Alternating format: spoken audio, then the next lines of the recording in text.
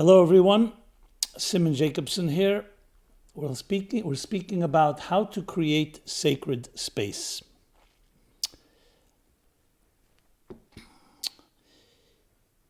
It's interesting. One of the great ironies of life is the fact that we don't usually appreciate the blessings and the gift of life itself. When was the last time you thought about the fact that every breath you take, every move you make is a gift? We breathe, on average, a healthy person 18 times every minute. Who is aware of that? When we go to a hospital, God forbid, and we see someone struggling to breathe, we suddenly realize, wow, it's a pretty big thing that you're able to just breathe and all the mechanisms necessary. But then we forget and we go back to our, again, so-called taken for granted, these blessings. And the truth is, about everything in life, do we recognize that every moment and every space that we traverse is unique, is something special? You can essentially say this is the difference between conscious living and so-called unconscious living. The word unconscious is the right word, but awareness and less awareness. People who are highly aware appreciate and value and cherish every fiber, every moment, every second in time, and every fiber of space. And when you do that, you actually live life to the fullest. Because to truly appreciate life and live to the fullest and actualize its potential is recognizing how every detail is filled with so much energy and power. And not just let it pass. For many of us, when we look at time and space, we often see it as almost like an enemy. Say an enemy, but it's something we cannot control. It controls us. We need to beat the clock, meet a deadline.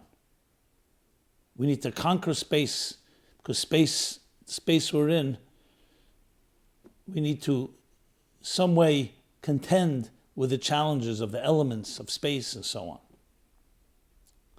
In truth, as we shall discuss, we actually have the power to turn things around where time and space become harnessed by us. Instead of it mastering us, we can master it. And that's the theme of our discussion here.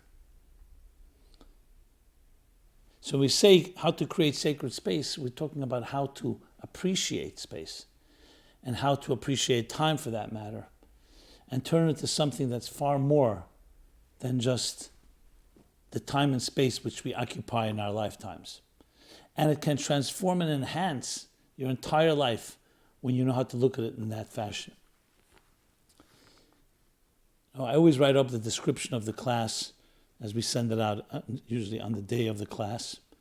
And I just wanted to read to you the way I worded it, because I thought it was a really good way to capture the challenge.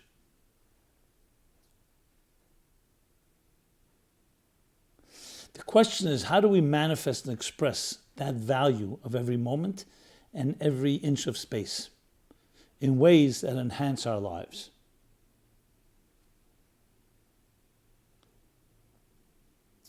So to really do this effectively, we have to dissect and go a bit deeper into what is time and space. So much is spoken about it in science, especially in the last century and a half. Time, space, and man become a central theme.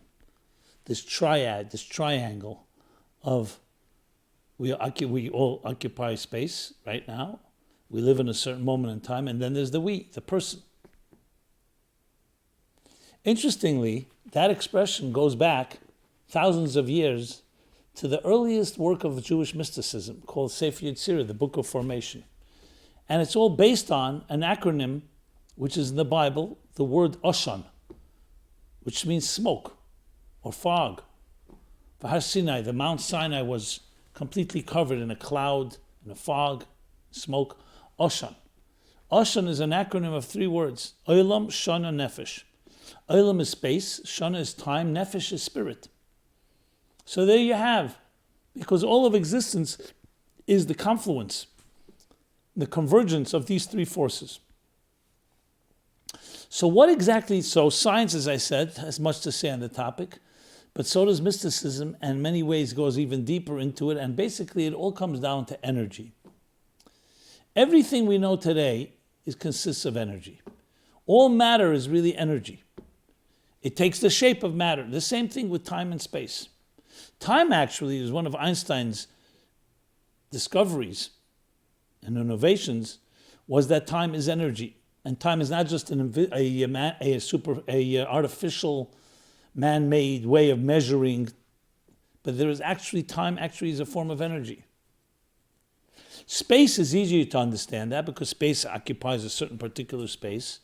That's like a matter. So it has every space has its particular energy, but so is it the same as with time. So when we really think of it as 2 forms of energy. One defined by spatial parameters. That's the level each space occupies. That's an energy. So when you say an individual, 2 people, let's say, meet in a certain particular space, so it's 2 forces, 2 human beings, 2 nefesh, 2 spirits meeting in this particular energy called this space. And then there's the time, which is another form of energy that's more of hierarchy. When we say past, present, and future, which defines the structure of time, on a conceptual level, it's essentially a hierarchy, like a form of precedence. What precedes what? So in physical time, things proceed. For example, a father precedes a child, a parent precedes a child. But when you think of parent and child, let's say in a conceptual outline structure, you say parent categories and subcategories, they both can come together at the same time, but still one precedes the other because one is the cause of the other. So there's a hierarchy. But that's not really the topic we want to address. The point is that it's all about energy. So when you look in the Zohar, the classic work of Jewish mysticism, authored by Rabbi Simon Jacobson, so it's an interesting question it asks. In the Bible, in the Torah, it says, 6 days God created heaven and earth. The question is, it's missing a word. It should say during 6 days, in 6 days, in a period of 6 days. In Hebrew, b'sheish yamim. Why does it say 6 days God created heaven and earth? The answer is because the days themselves were created. Kol yema v'yema avad avidita. Every day has its function, has its energy. So time is more than just a day on a calendar or a hour on a calendar or a minute or a second or a month or a year or a decade, etc. It actually is a form of energy. Sunday has its unique energy. Monday has its unique energy. Tuesday, it's Wednesday, Thursday, Friday, and Shabbos, Saturday. They correspond in the Kabbalistic structure, spherotic structure, the 6-7 emotions. Chesed, kindness, love is Sunday, light. Monday is separation, diversity, the energy of diversity. Tuesday is the energy of compassion and harmony. Wednesday is the energy of determination, netzach, of ambition. Thursday is the energy of humility and yielding. Friday is the energy of bonding. And seventh day, Saturday, Shabbos, is the energy of dignity, of malchus. If you want more about these 7, check out my book on the spiritual guide to counting the Omer, and I define it more in detail. The point I want to make is that each moment is energy. And of course, the same thing with space. Different spaces have different energies. That's why you sometimes go to a certain place and you feel there's a certain vortex. You go to certain holy cities, you sense a certain sanctity, a certain sublime nature. Those that are more sensitive can actually feel different spaces, have different forms of energy. So if you really want to understand space and time and not just ignore it or take it for granted, as I mentioned, you have to understand it as energy. So every moment you're given in your lifetime is a gift of energy given to you, and how are you going to use that moment? The same thing with every space that we travel through or that we occupy. It's not just incidental.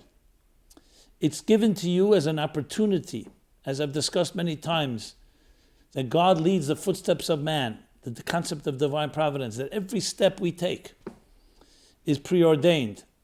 And what will you do when you take that step? When you come to a certain location, a certain place, whether it's on vacation or on business or just you may think for some other reason, how are you going to use that opportunity of that time and space? That's the question. And that, my friends, is the way we sanctify time and space. That's called sanctifying it. What does sanctifying it mean? It's not just passing through, passing by. You actually focus and say, why am I here? So the ostensible reason you're here, maybe you at a business appointment, as I said, vacation, maybe some other thing led you there. But there's always a deeper choreography, a deeper reason. What energy is there waiting to be released by your effort? I always love that story with Rabbi Chaim Rappaport, where the Baal Shem Tov sent him on a mission. And after he fulfilled it, the Baal Shem Tov insisted, the Baal Shem Tov is the great master, Hasidic master, the founder of the Hasidic movement. He asked him, how did you travel? And he shared with him. He said, well, he came. At night he slept in an inn, then another place at the edge of he had to camp out. In the morning he woke up, washed his hands, said his prayers, and then afterwards sat down to eat something. A brook of water was there. He took a cup of water and made a blessing on it. And the Baal Shem Tov jumped up excited. That water, that brook of water was waiting for you to come from the beginning of time to make a blessing. And you can say the same thing with the space. That space was waiting for you to come, to walk there and do something productive and constructive and elevate and sanctify that space. It's a tremendous way of looking at life, because we are always traveling through time and space. But how much of it do we really even stop to think about? As I said, we either see it as a nuisance or we don't think about it altogether. But every moment and every inch, every location, every spot is filled with energy waiting for you and you alone to come and do something there. So when you come to a space and you do something, you make a blessing, or you say a kind word, or you do another good deed, or you learn something from that location. You see a beautiful tree. You don't just say it's a beautiful tree, you learn to grow from it. You learn to protect the environment, you learn to sanctify the space that you're in by appreciating it, not by wasting it, not by disturbing it, but actually by elevating it. You take an apple off a tree, you make a blessing, and you eat the apple. And the apple then becomes part of your blood, part of your life, part of your flesh and blood. And you do a good deed, then the apple is elevated. You've sanctified that apple, you've sanctified the tree, you've sanctified the space, you sanctified the time when you were there. And that becomes forever. This way, you're just in passing. You pass by, you don't do anything. It moves on. But when you tap into the energy, you actually actualize the energy, and then the energy is a forever energy, even though it happened that moment. That's what's called a magical moment, an eternal moment. Every special event in life happens in a moment or in a few moments. But the question is whether the moment will pass, or by doing something, you've turned the moment into an eternal moment, and you can remember forever, the rest of your life, that moment something special happened. What does that mean in simple English?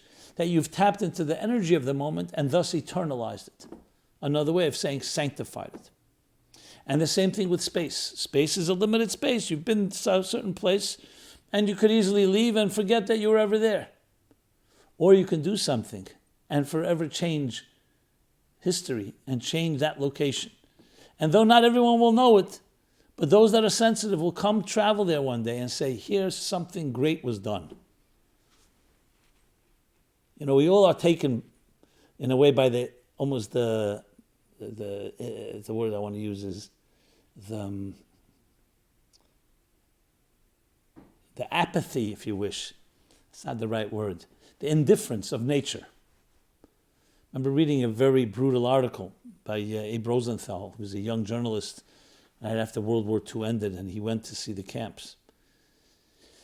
And he talks about walking on ground, sacred ground, where you could still see and smell the lives that were taken.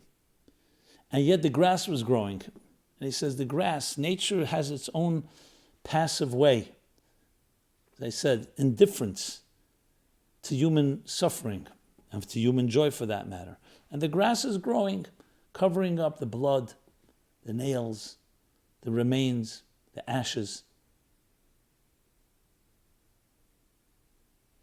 So nature has a way of concealing things and make it seem like nothing really happened, when in truth, much has happened.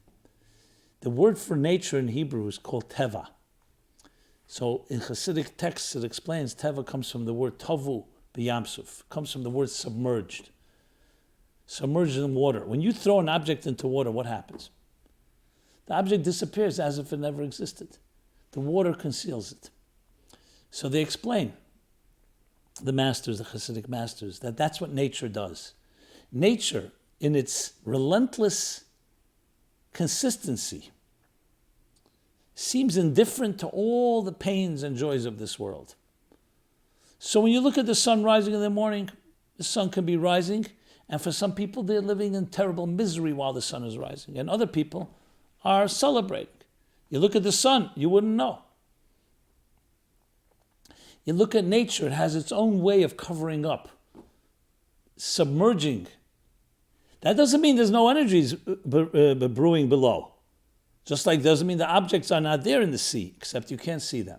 So when you look at the surface level, there's a certain cover. Think of people who may be smiling and while they're suffering deeply inside. They may be crying inside, but you look at their face, everything seems fine because there's a certain duplicity even, you can say. We can conceal our feelings. We can conceal our emotions.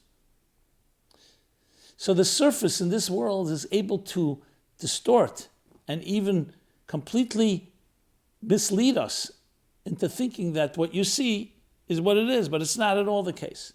That's nature. That's the moments we walk, the breaths we take, when we don't think about the energy within. There's that cover, surface level, that just covers everything and makes everything is fine, everything is okay. When we dig deeper and we go beneath the surface and we recognize there's much more going on, you realize, no, that's just a cover up of the face, the surface of things. And beneath the surface, beneath the dashboards, is filled with energy, all kinds of opportunities. But that's the struggle, that's the battle that we have. It's easy to just take life for granted and just make believe, everything is fine, surface level. We're taught, no, time and space are gifts of energy, gifts of opportunities that were given to us. And we have the opportunity at every given moment and in every space that we occupy to either just ignore or use it in a destructive way, God forbid, or transform it and elevate it and harness that energy into something productive, constructive that helps the world, helps others, helps an individual. And then you sanctify, you eternalize that moment and that space. This is another completely different way of looking at life. So life is not just yours for the taking. You have a responsibility. You have a gift as well, an opportunity to use the time and space you are blessed with to transform your existence, to transform your life. So that way, every day is a different day. Every place you go to is different because it's all filled with these opportunities. Are we taking advantage of them? Are we harnessing them? Are we directing them in the proper way? That's our challenge. And when you do so, everything changes. To explain it from a Kabbalistic point of view somewhat, this energy that I'm describing is like sparks of energy. It's called the Sutzei Kedusha, the holy sparks, that were spread out. Think of a book, a powerful story, a narrative, that was torn into pieces. And the letters and the pages were all torn apart and scattered all over the world. Our job and our mission is to go and find these pieces, recollect them, collect them, and reconstruct them, and see the inner narrative and the deeper choreography of our lives. So when we do that, when we access those energies within time and space, and then we start connecting the dots, what happens? Besides for the fact that you've sanctified the time and space, besides for the fact that you've eternalized it, and another thing happens. You move from fragmented human being into a purposeful one. Because this is the story of your life. These aren't a bunch of random little things all over time and space of your life. They're all connected. There's a larger story. And what happens when you start recognizing that narrative, your whole life changes. Your life is no longer just a bunch of disjointed pieces. It's a narrative. It's a narrative of your soul's journey that began a long time ago, traveled to this world, through this world, but it's traveling in a way that seems all disconnected, fragmented, disjointed. When you discover these sparks and you actualize them and you tap into them and you use them for what they need to be done, for they need to be used, you're reconnecting the story. You're reconstructing and rebuilding the narrative. And now it's even greater because it's being rebuilt. And you're part of the unfolding drama of your own life. Imagine the empowerment that creates. That means whatever happens in your life, whether it's a positive event or a non-positive one, is all part of opportunities of energy for you, waiting for you to release their power. So even if you're in a moment where it's a difficult time, we're now in the 9 days, the saddest time of the Jewish calendar, because of the destruction of the temples and other bad events that happened in history during this period. So you could just look at it, okay, sad. No, we don't look at it that way. It's also energy. It's negative energy. But when you tap into it and you use it as a catalyst for growth, as a motivator, as a springboard, for being even more connected with others, because part of the destruction was a result of divisiveness, was a result of fragmentation, exactly. And when you connect them, you reunite with others in this period of time. You've taken the energy, this negative energy, and turned it into a positive energy. And the same thing with space. So wherever we go, we're always surrounded by time and space. Even more than surrounded. We're actually occupying it. It defines who we are. Every moment has its moment. And we're never free of time and space. So as I said earlier, some people see themselves as victims of time and space. Time and space are the confines, the parameters that don't allow us to really to experience transcendence. How could you transcend when you're bound by time and space? We're taught the opposite. So we're taught that's not the case. The case is time and space are energy. And though, yes, if you leave it on their own accord, they'll be confining forces and limiting forces. But if you tap into it and you use the time and space as a what's the word I want to use? As a platform for good deeds, as a platform for love, as a platform for growth, for virtue, then time and space, you free it. You can actually use it to become eternal moments. You're taking time and space and turning it into a transcendent entity. So is it time and space or is it not? Going back to the question, the magical moment, something happened, a certain moment in your life. Is it a moment or is it forever? The answer is the moment has now been frozen forever in a positive way. Because you've done something in that moment that will never be forgotten. Everything great in history happened at a moment. It took a certain moment, a certain day, a certain time, and a certain location. And those great events define that time and space. Whereas if you don't turn it into a great event, then the day passes, the space moves on, and now you're in a different part of life, and that day and space may be forgotten forever. So we can take the confines, the parameters, the definitions of time and space and turn them into something beyond time and space. But the condition is that you have to sanctify it. You have to use it for the purpose it was given to you. It's a very eloquent topic because it also gives us another type of hope, I would say. Very often we say, we reminisce about the good old days. Like they say, nostalgia is not like what it used to be. good old days. Back then, I was younger, more energetic, more idealistic, did not yet experience pains and disappointments. And we have a certain type of yearning for the day, for our youth, for our days before we lost our innocence. So we're told, no, that's not the case. You can take your time and you can do something with it that lives on forever. So it's not about living in the past and remembering good old times. You can take this moment right now and this space that you're in right now and turn it into a forever moment and a forever space. I think forever is for time, for an eternal space, an endless space. That this space, even though it's a limited space, it becomes a springboard. And as I said, a platform for eternal experiences. That whenever you come back into space, like you find people who've loved each other, who love each other. So where they first experienced that love, the space, the time when it happened, that is forever etched, both in their memories and their experiences, but also in the annals of the cosmos themselves, of history itself. So when we talk about events that happened back thousands of years ago, the story of Abraham, the story of Sarah, other events that we read about, it's fascinating. It's not just a history book. It's not just remembering things that happened. You actually are experiencing eternity because we are the children and the descendants of these great men and women.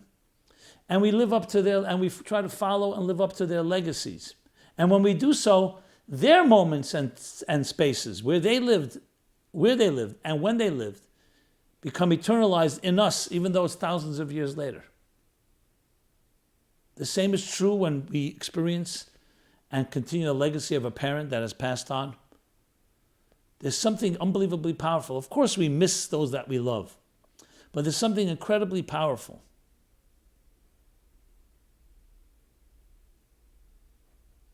When we continue the path and we perpetuate the legacy, perpetuate the values of someone that lived before us, because what's happening is not just that we continue and are inspired by them, but we take their lives and we turn their lives into a forever life, an endless experience. So there are different ways that people seek out transcendence. Some people try to escape time and space through different methods and means. Some see this physical world and this physical life as only a stepping stone to a more spiritual place where time and space does not limit us. What Judaism teaches us, that time and space, even in this physical world, is filled with energy, but it's concealed, it's submerged. And when we go ahead and tap into it, by using it for something eternal, for something a value that affects people, not just now, but forever, that never dies, that lives on. So you can actually take the physical universe and every fiber of it, every detail, space, time, and through using your spirit, the third of the triangle, use it for something positive, and all of it comes together to become a structure that helps us transcend structure. Think of music, musical notes, very structured. And yet when you play it properly, what does it create? It creates magic. It transports us to another time and place. It transcends the structure. But it's starting with structure. It's based on a structure. Musical notes have certain sounds, certain tempo. There's certain parameters. And yet those structures become springboards for something beyond structure. That's when you really are experiencing, when you're really living life to its fullest. And we have this opportunity every given moment. So you'll say, 1 second, I'm stuck. Where are you stuck? I'm stuck in my mind. I'm depressed. I don't think my life is working out. So what are you waxing eloquent about all this time and space stuff? Yeah, I feel for you if you feel that way. But you know what? It's in your hands. When you make that statement, you're essentially writing your own script. You're writing your own doomed script. That I am subject to my misery. I am subject to the limitations of my experiences. Whereas if you pick yourself up right now and go out, find somebody that can use a kind word, do something volunteer, visit a hospital, visit some children that need support, Any other way, find a way and do it even if you're not in the mood, and you'll free yourself from your own trappings. That's the key. You say, well, I'm not in the mood. You'll do it. It'll create the mood. Do not wait for the mood, because then again, you're a victim. You're waiting for something to happen. No, make it happen. Be proactive. Make things happen. We have that power. And if you don't feel for it, do it anyway. Do it behaviorally. Force yourself. It's a good deed. What's the worst thing that will happen? Something good will come out of it. That is the way we deal with the limitations and sometimes even the negative forces in our lives. We don't allow them to define us, we define them. And if it's a setback or it's something that is not positive, we turn that into a positive. We turn liabilities into assets. That is the key. And we always need each other for this, because sometimes ourselves, it's hard to pick yourself up when you're feeling down. So we need each other to lean on, support, encouragement, inspiration, and just to share osmosis of kindred spirits working toward a higher end, toward a higher goal. So how to create sacred space is exactly that. How to create sacred space is taking the space you have right now, whatever it is, it's your home, your work, your third space, your social space, the spaces we occupy online, and do something that sanctifies it. Don't just entertain yourself. Don't just follow the nonsense. Initiate. Use that space and that time to say something good. That's as simple as that. Many of us will say, one second, it sounds so simple. Try it. It's not that simple, because we're caught up in the power of inertia. Our status quo, we're not used to this. But when you begin doing it, you know what happens? Besides releasing all that energy, you release your own energy. And you see, I'm capable of doing something. I'm capable of using my space and my time, the things that I was blessed with, for something greater. The satisfaction that brings is unbelievable. So you want to find happiness? No, don't search for happiness. Do something meaningful. Sanctify space, sanctify time, and that will bring happiness. Happiness is an outgrowth, a product. Not something you can just look for happiness as an end in itself. It's an outgrowth, a result of doing right things. And then there's a certain harmony, a certain sense of peace, a belonging, a resonance that lifts us up. I mentioned before, we're now in a period which is considered the saddest period in the Jewish calendar. But it's not just for Jews. The destruction of the temple was where heaven met earth. That's why it says in the Medrash that if the non-Jews had known how much the temple protects them and blesses them, they would have surrounded it with legions and not allow anyone to touch it. But they didn't know. And the Jews also messed up through their divisiveness. So how do we see this period in time? We have to transform it. We look at it as an opportunity to now increase and rectify and correct the schisms and the breaches created so many thousands of years ago. That's why it says in the Talmud, the Jerusalem Talmud, a generation that does not rebuild the temple is as if they destroyed it. How could you blame us for the destruction of the temple that happened almost 2,000 years ago and more? The first temple and the second temple? Because the temple is where heaven meets earth.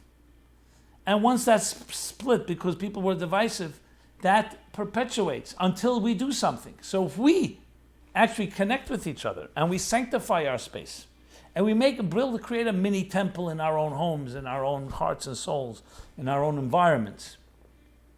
And the same with space, time. We sanctify time. Then we actually rebuild the temple, because the temple is not just a building, it's a convergence. It's a fusion of interface between heaven and earth. So every generation that does not bring heaven and earth together, it's as if they participate in its separation and its destruction. So we have great responsibility, great gift, great opportunity, especially in this period of time.